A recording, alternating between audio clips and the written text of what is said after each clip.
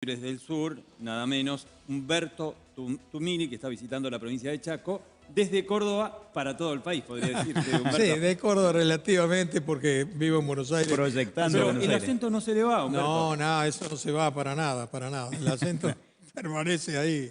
Después le pregunto lo del Fernet, pero No antes- me gusta. No, Soy un cordobés renegado, no me gusta Mira. el Fernet con coca. Ni el choripán. El choripán me gusta el olor, pero el choripán más o menos. Bueno, está bien, ya está. Vamos a hablar entonces de política.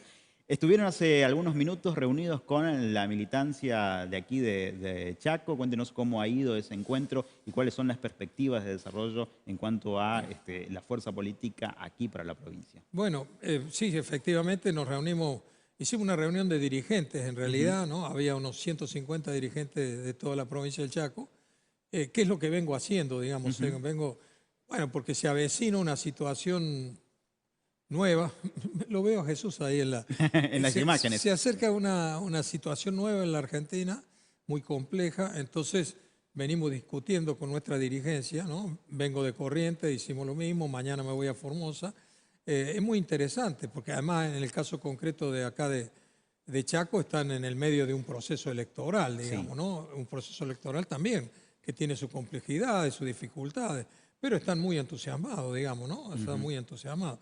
Entonces, la verdad que fue un encuentro muy lindo, muy hermoso, muy afectivo. O sea, yo tengo un vínculo yo, digamos, soy fundador del partido, lo fundamos ya hace 34 años, y tengo una relación muy afectiva con nuestra militancia, con nuestra dirigencia, así que, ¿viste? Y ahora, viste que ahora con el tema de que con los celulares sacan fotos, Claro. Ajá. cuando termina, viene Claro. la parte de la foto y tenés Claro. que estar 2 horas, pero muy lindo, Cumpliendo. mucho afecto, la verdad que muy Humberto, ¿y hermoso. cómo observa este panorama, esta perspectiva en donde aparentemente hay un corrimiento de la sociedad, de la política en general hacia la derecha a partir de la irrupción de Javier Milei? ¿Hay demanda que a lo mejor el sector popular puede llevar adelante para contrarrestar ese aparente corrimiento hacia la derecha de una porción importante de la sociedad? Bueno, es lo que hay que intentar, pero convengamos que eso tiene causas, ¿no es cierto?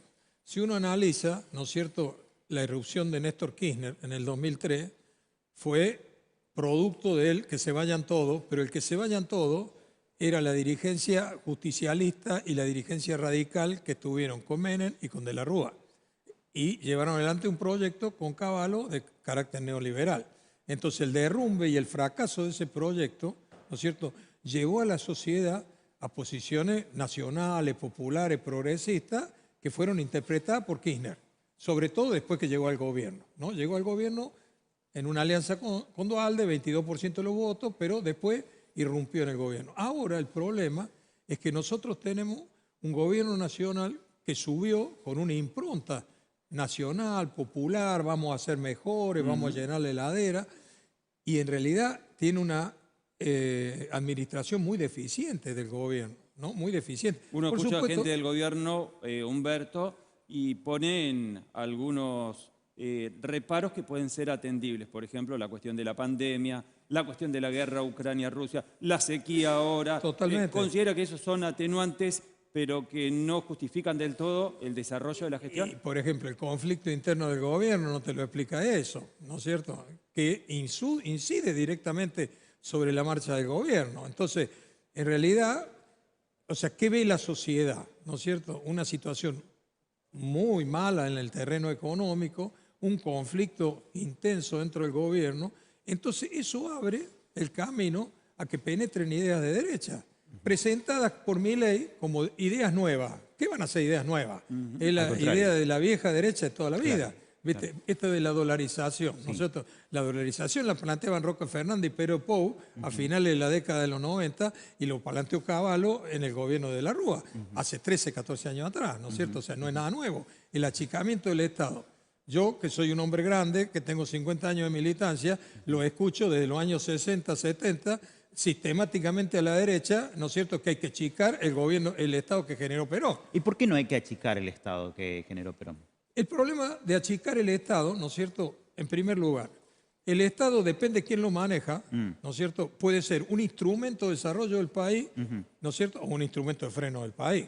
Entonces, ¿cuál es el objetivo de achicar el Estado, que siempre es el latiguillo de la derecha? Trasladar ingresos de los sectores. O sea, ¿de qué están hablando ellos cuando dice achicar el Estado? Sacarle impuestos, ¿no es cierto? Por ejemplo, el programa de Milei, sacarle las retenciones al agro, ¿no es cierto? Es decir, sacar impuestos que se incorporan, ¿no es cierto?, al fisco. Sí. Sacar impuestos a los bancos, sacar impuestos a las grandes empresas, ¿no es cierto? Y por el otro lado, para resolver el problema de los ingresos, hay que echar 2 millones de empleos públicos, hay que bajar las jubilaciones, hay que bajar los salarios públicos, hay que recortar la obra pública. ¿Eso qué significa? Hay que aumentar las tarifas. ¿Qué significa? Y un traslado de ingresos de los sectores populares a los sectores más concentrados. Usted que lleva 50 años de militancia y que ha visto pasar múltiples procesos y que inclusive ha sido un preso político durante la última dictadura cívico-militar. Cuando hablamos de achicamiento del Estado y cuando hablamos de estos recortes, ¿qué significa en la población que haya menos empleo público, que haya menos salud, que haya menos educación? Significa crisis. Salud y educación, como propone mi ley, paga. Significa que se cura y se educa, como dijo Raúl Alfonsín, un segmento minoritario de la sociedad. Es un retroceso. Mira, acá la salud pública empezó con la colonia. El virrey Bertis fue el primero que impulsó desde el virreinato la salud pública. Es decir, 200 años atrás a mi ley. Y la educación pública viene con la 1420 de Sarmiento, 150 años atrás. Es decir, nos quieren hacer retrotraer, ¿no?, en 2 elementos principales, que la sociedad se cure y la sociedad se eduque. Pero que además son estandartes de nuestra sociedad argentina. Claro, Salud lo que me pública asombra y educación. en relación a lo que marca Félix y lo que está marcando usted, Humberto, también, es que estas propuestas que atrasan 200 años, como dice usted, tengan cierto eco en una porción de la sociedad, si es que lo tiene. ¿Por qué considera que esto puede llegar a tener algún tipo de rebote aceptable en una porción importante de la sociedad? Porque hay muchísimo malestar en un segmento de la sociedad. Tiene ubicado como los causantes de ese malestar a la clase política, la casta, como dice, ¿no es cierto? La clase política, este país hace 11 años que no crece, 11 años. Empezó en el 2012 y estamos en el 2023 y hay un estancamiento económico con un crecimiento de la desigualdad, ¿no es cierto? Bueno, y una situación en este momento muy intensa con la inflación. Entonces hay un malestar muy extendido.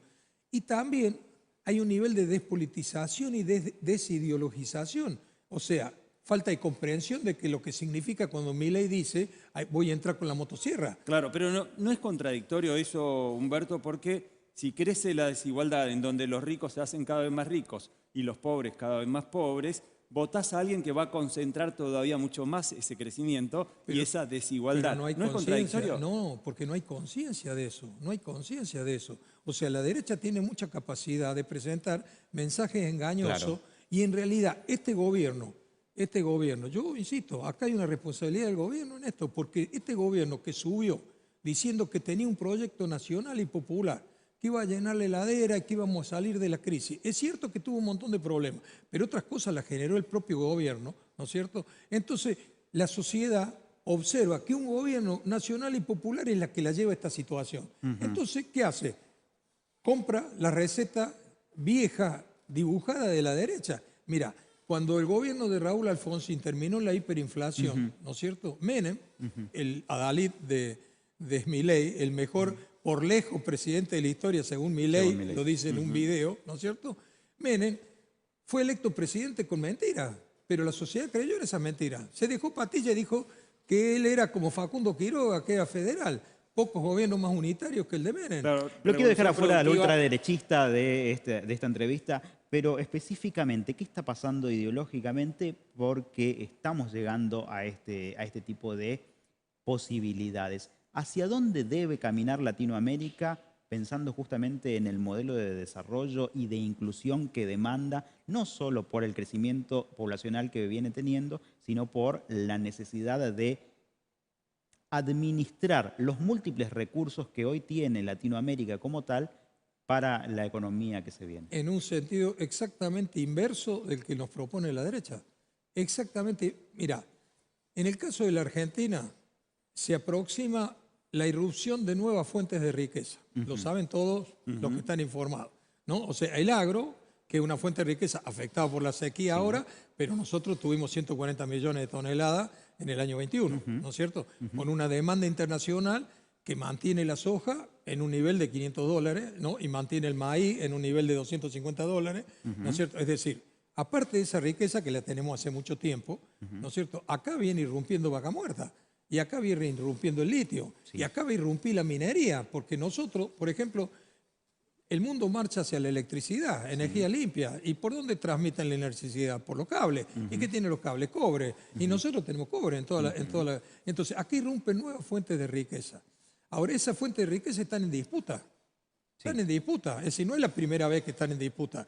Cuando Mitre derrotó a los federales, ¿no es cierto? Lo que estaba en disputa era el país que se venía. Y el país que se vino tuvo la impronta de la oligarquía. ¿Por qué? Porque derrotaron a las fuerzas federales del interior, ¿no es cierto? Bueno, no es la primera vez. Cuando Perón subió al gobierno y los precios de los granos y de las carnes internacionales saltaron por la posguerra, ¿no es cierto? ¿Qué hizo Perón? Hizo el IAPI y capturó esa renta para que no se la llevaran los grandes productores terratenientes. Hicimos otro país. Claro, que ese debería ser estatizar, por ejemplo, como hizo Chile, el manejo del litio, hacer lo propio otro tanto con vaca muerta, hacia dónde apuntar, hacia ese manejo de variados recursos que cuenta nuestro país. Mira, yo hoy tuve una reunión con Capitanich, ¿no? Como nosotros vamos al proceso electoral con él y todo eso, lo conozco hace mucho tiempo, o sea, nosotros fuimos aliados de él en el 2007, ¿no? Bueno, lo conozco hace mucho tiempo. Hacía tiempo que no charlaba con él, pero le venía leyendo algunas propuestas, ¿no? Que va sembrando por los medios nacionales, no del Chaco, nacionales, ¿no? Muy interesante. Y compartíamos, es decir, las propuestas que tiene él, ¿no es cierto?, de que nosotros tenemos que generar con esta riqueza una nueva Argentina. Es muy interesante porque esa propuesta, por supuesto, tenés que tener fuerza política. Si no tenés fuerza política, o sea, Perón, ¿qué tuvo?